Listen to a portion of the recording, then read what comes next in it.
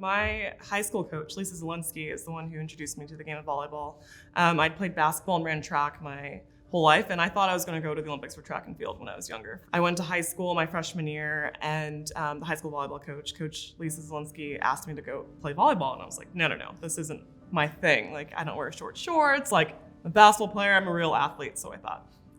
And she kept nagging me like nonstop. And so my sophomore year, I was like, all right, to get this lady off my back, like I'm gonna try it and just see so I can say I did it. And I'm probably not gonna continue doing this, but just to do it. And so I played and I was god awful. And I was sore in places I didn't think were possible to be sore. It was so new to me, but I loved it so much. I loved the challenge of it. I loved the team aspect. I loved the fact that I was gonna be challenged and I needed to get a lot better. I remember the first week of training, I told my mom, like, I don't know if I can do this. I'm so sore, like I'm terrible. And the great thing about my parents is they never pushed me to play sports. There was academics, you know? So if you don't wanna do it, hey, you don't have to. I was never forced into this career. And that's what she said. Like, if you don't wanna do it, you don't have to. I was like, all right, I'm gonna do it. That summer, after my sophomore year going into my junior year, my coach told me to try out for the youth national team. And I didn't play club volleyball because it was during track season. So I didn't play club my whole high school career, but she told me to go to this tryout and they took a chance on me and I made the youth national team. And from there was the junior national team. And then my senior year, I was on the junior and senior national team. And it's just been, a slow stepping stone and here I am today. So I would say my parents are really the reason why I am where I am today. And it's not because they pushed me into this sport, but it's because they made so many sacrifices in their lives for me to be where I am today.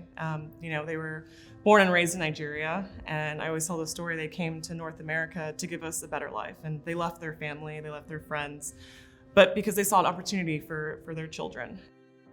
For my first Olympic Games in 2012 in London, and going to opening ceremonies and just being like bright-eyed, and it was such an incredible experience to know that I was amongst the best in the world at what they did. And yeah, it's something I'll never forget. And to not only get to experience that in London and then again in Rio was fantastic. To come and play in Rio where volleyball is everything there. It was such a great experience. Unfortunately, in the semifinals, I got injured.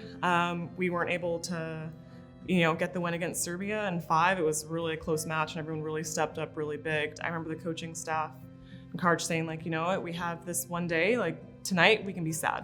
You can wallow, it's okay. But tomorrow is when we have to get back after it because we're not done yet. Honestly, it took a lot more than one would imagine, that I ever imagined to win that bronze medal because there's that pressure. You're coming back from a loss, so you're trying to make up for that, and there's still a lot at stake because you want a medal for your country. The thing about the Olympic Games being back in Tokyo after volleyball was first introduced in '64 in Tokyo as well.